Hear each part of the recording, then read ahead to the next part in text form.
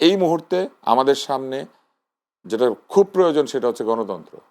এই পুরো যা কিছু হয়েছে বাংলাদেশে, এটা হয়েছে অগণতান্ত্রিকতার কারণে, স্বৈরতান্ত্রিকতার কারণে। প্রকৃত বিরোধী দল বা প্রকৃত বিরোধীদেরকে কথা বলতে না দিয়ে গৃহপালিত বিরোধী দল তৈরি করার মধ্যে দিয়ে, রাজনীতিকে প্রভাবিত করার মধ্যে দিয়ে, সরকারি যন্ত্র কাজে লাগিয়ে ক্ষমতায় থাকার চেষ্টা করার মধ্যে দিয়ে। ফলে যদি গণতন্ত্র আসে তাহলে এই জিনিসগুলি এমনিতেই সেরে যাবে। এই পুরো ব্যাপারটা কিরকম, একটা রোগীকে কল্পনা করেন, সেই রোগীর ইলেকট্রোলাইট ইমব্যালেন্স হয়েছে, অর্থাৎ শরীরে যে সোডিয়াম, পটাশিয়াম, বাইকার্বনেট এগুলির মাত্রা ঠিক নাই।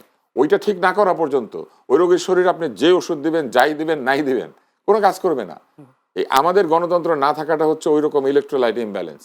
আমাদের যখন এই গণতন্ত্র আসবে, গণতন্ত্রের ভুল ত্রুটির মধ্যে দিয়ে মানুষ তার অধিকারকে প্র্যাকটিস করবে, রাজনৈতিক দলগুলি আরো পরিশুদ্ধতার দিকে যাবে, এবং জনগণের রায় যত আমরা পাবো ততই এই ধরনের উজবুকি বা উদ্ভট কথাবার্তা বলা লোকগুলি কমে যাবে। আর লোকে কেন ভাবছে জামাত ক্ষমতা আসবে, এটা তৈরি করা হয়েছে।